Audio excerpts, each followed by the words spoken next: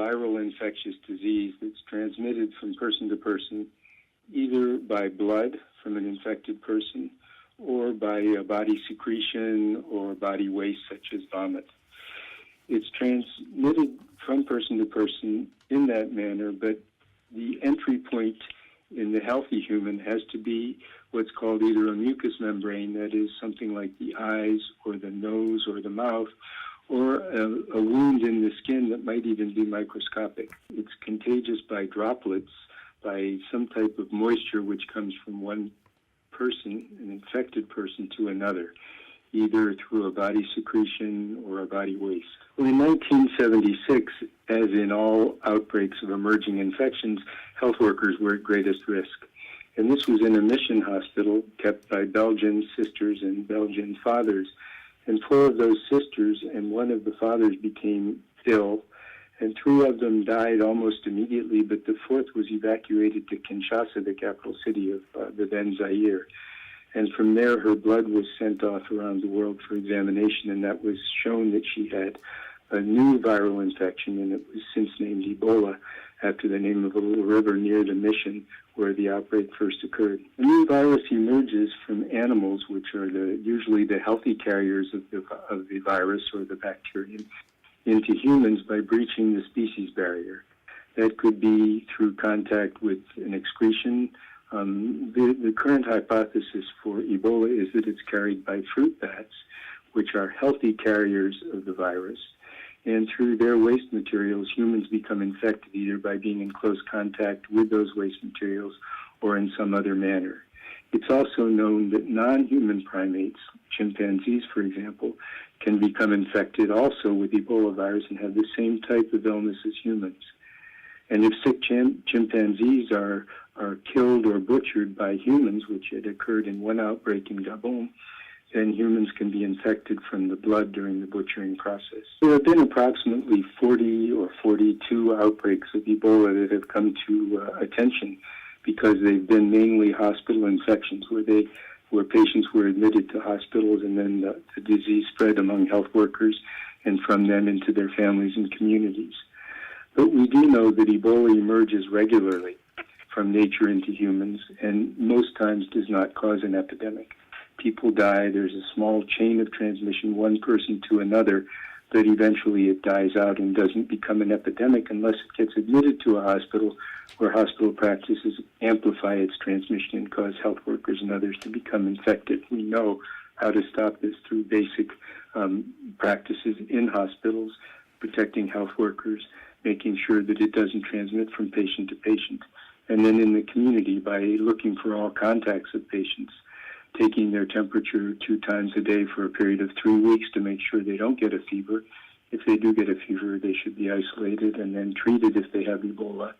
And finally, it's also important that burial practices be understood and that the risk from some burial practices be understood, especially in the communities where people are sick and dying. There's a real need for the communities to understand the risks of themselves getting infected, of people in the village getting infected, either from other patients or from dead bodies. To prevent and to deal with these outbreaks in the future, it has to be both a community understanding of the risks of emerging infections such as Ebola, and hospitals have to constantly be on guard and protect against hospital infections. That's an everyday job, and by doing it every day, you can not only prevent Ebola from spreading, but many other infectious diseases, including those that are resistant to antibiotics. The Ebola virus was imported into Europe in a patient in Switzerland in the late 1990s, and it was not known what the infection was. It was known that the woman was a veterinarian. She had been doing autopsies on dead chimpanzees, and she was very sick. She was isolated in the hospital, and there were no other infections that occurred. So the conclusion must be that our hospital practices in Europe, which are fighting already against antimicrobial resistant infections and others, are strong, and that they will, in fact, prevent spread within a hospital. This occurred, for example, when the MERS coronavirus, which is a virus that's emerged in the Middle East, came into the United Kingdom 2 times, and both times there was no further spread because hospitals were vigilant and were able to isolate the patient and protect other patients from infection. There is a vaccine that's been studied in animals that have been infected in a laboratory, and it's been shown that this vaccine can protect those animals from infection. There are also studies going on with monoclonal antibodies, which are antibodies which are specific for the Ebola virus, and those antibodies have been shown also to be effective in treating persons infected, as have some antiviral drugs. So there are two types of product that are available. One is to prevent infection, a vaccine, and the other to treat patients, either a drug or antibody that will neutralize the infection in humans. Jeremy Farrar is the director of the Wellcome Trust, and Peter Piot is the director of the London School of Hygiene and Tropical Medicine. The three of us have had careers which have worked in developing countries for many years. Peter Piot and I worked together on many of the Ebola outbreaks initially, and we've also worked together with Jeremy Farrar in influenza and other outbreaks that have occurred.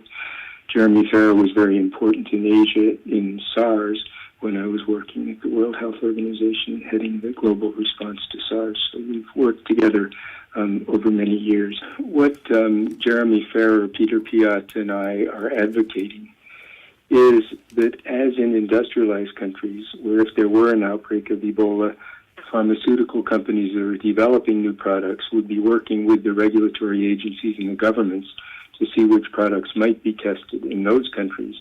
We would advocate for the same discussions in developing countries. We know that the outbreak currently underway will continue for a time, and it may be that some of the African governments, if they spoke with pharmaceutical companies with new products, would decide that they wanted to try some of these new products in humans, even though they haven't been completely tried in industrialized countries. And it should be their right to do that. And we're calling on the World Health Organization to help these countries decide whether or not they should be undertaking studies of some of these newer products, either vaccines in healthy health workers or monoclonal antibodies or antiviral drugs in persons who are already sick, so that people could understand that it is the right of developing countries, should they wish to try these new medicines and vaccines, that they have a means to do that.